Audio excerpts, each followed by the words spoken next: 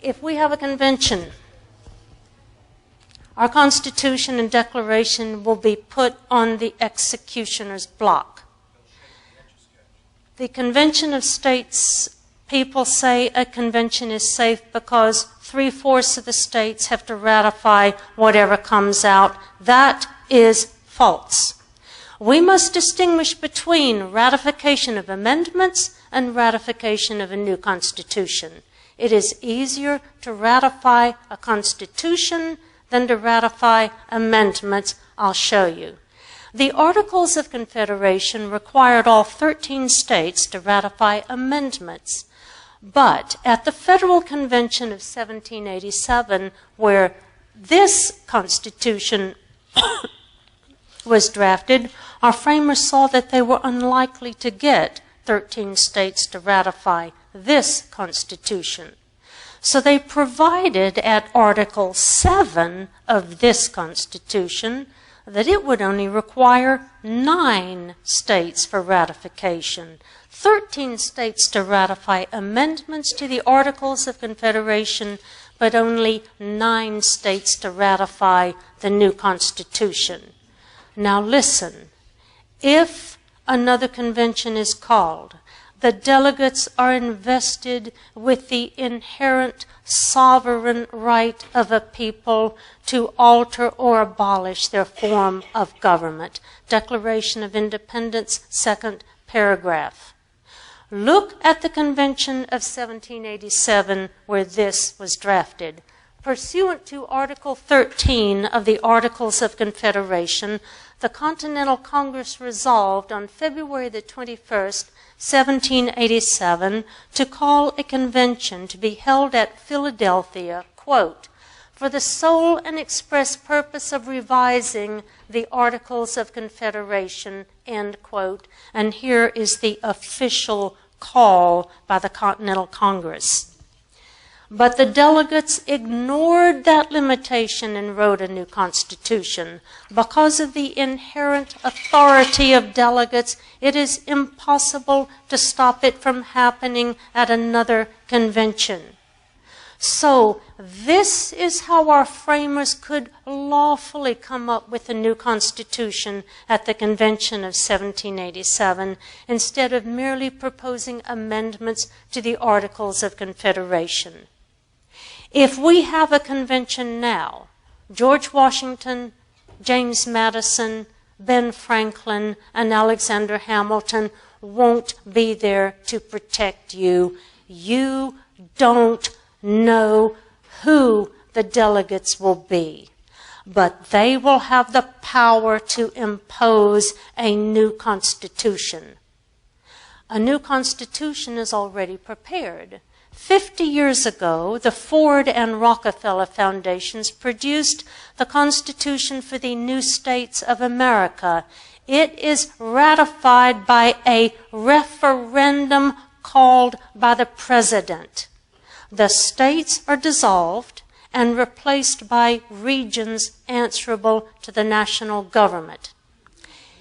If we have a convention and the delegates propose the new state's constitution, it doesn't go to the states for ratification. Oh, no, no, no. It goes directly to the president to call a referendum.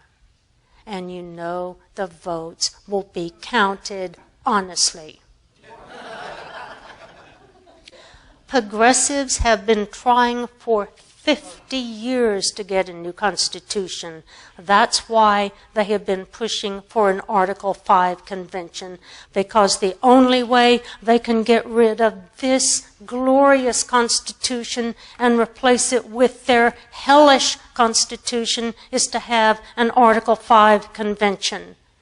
Chief Justice Warren Burger warned in his letter to Phyllis Schlafly, quote, there is no effective way to limit or muzzle the actions of a constitutional convention, end quote. Quote, after a convention is convened, it will be too late to stop the convention if we don't like its agenda. A new convention could plunge our nation into constitutional confusion and confrontation at every turn, with no assurance that focus would be on the subjects needing attention. James Madison said in his famous letter to James Turberville, and here's his letter, that he trembled at the prospect of a second convention, and that if there were an Article 5 convention, the most violent partisans and individuals of insidious views would strive to be delegates and would have a dangerous opportunity of sapping the very foundations of the fabric of our country. We all know that our federal and state governments are filled with ignorant and corrupt people. If there is a convention, ignorant and corrupt people will be selecting the delegates, and these delegates will have the power to impose a new constitution with whatever method of ratification seems to them most likely to ensure success. What I am warning you about is more likely to happen than not. Jordan Sillers, Communications Director for Convention of States, posted a comment on my Facebook page where he said, quote, "I think the majority of Americans are too lazy to elect honest politicians, but I think some men and women could be found who are morally and intellectually capable of rewriting the Constitution," end quote. I took a screenshot of Siller's comment and have a link to it in my latest questions and answers on my website. Who is behind this push for an Article 5 convention?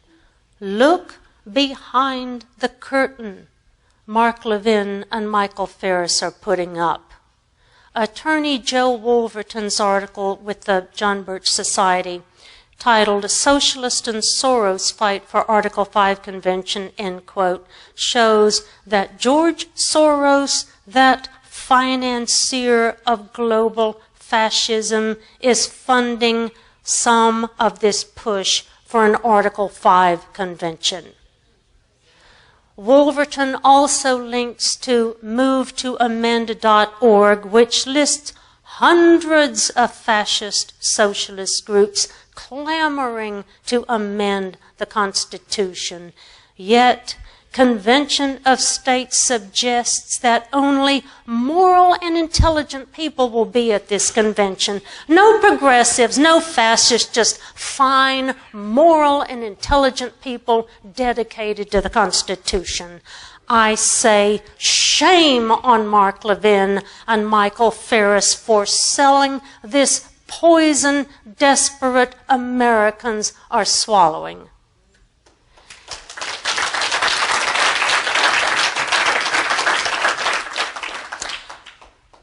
Nothing in Article 5 gives states any authority over a convention. The power to call the convention is delegated to Congress. I can point to the text of Article 5 and to the text of Article 1, Section 8, last clause, the necessary and proper clause, as authority for the fact that power over the convention method is delegated to Congress alone. The report of the Congressional Research Service confirms this. Mark Levin and the COS people have no authority for their claims that the states control the convention. All they can do is babble about Rob Nadelson's customs, chant the words of a dissenter at the Federal Convention of 1787 who refused to sign the Constitution because he didn't get his way, and tell you stories about the hidden clauses of Article 5. Our system depended on we, the people, knowing and enforcing these two documents and having the virtue and intelligence to select representatives of virtue and wisdom. We lost our virtue and became ignorant and unthinking. So we elect ignorant and corrupt people to office. That is why our situation is so wretched. No amendment can render us secure when there is no virtue or intelligence in the people. Hamilton expected us to be a people enlightened enough to distinguish between a legal exercise and an illegal usurpation of authority. Federalist number 16 next to the last paragraph. Americans once learned in grammar school the things I write and speak about. If we knew these documents, we could vet candidates. We've been deceived by ignorant phonies because we are ignorant. We must stop letting others choose our political heroes. We are told the candidates at CPAC are our stars. One of them will save us, but they are phonies. Anyone who supports a balanced budget amendment doesn't understand the enumerated powers restriction on Congress's spending or rejects that constitutional restriction. We must stop the hero worship. Politicians are not our saviors. We are not to adore them. They are our servants, and they are good servants only if they are faithful to this. So what did our framers say the states are supposed to do when the federal government usurps power? They never said that when the feds ignore the Constitution, we should amend the Constitution. What our framers actually said, as you saw earlier tonight, is that the states are to resist unconstitutional acts of the federal government. Don't comply. Say, no, not in my state. We must elect to our state legislatures people who have the spine to do this. Our framers told us to resist. It is insane to believe that the remedy for a usurping federal government is to amend the document they violate. Thank you so much.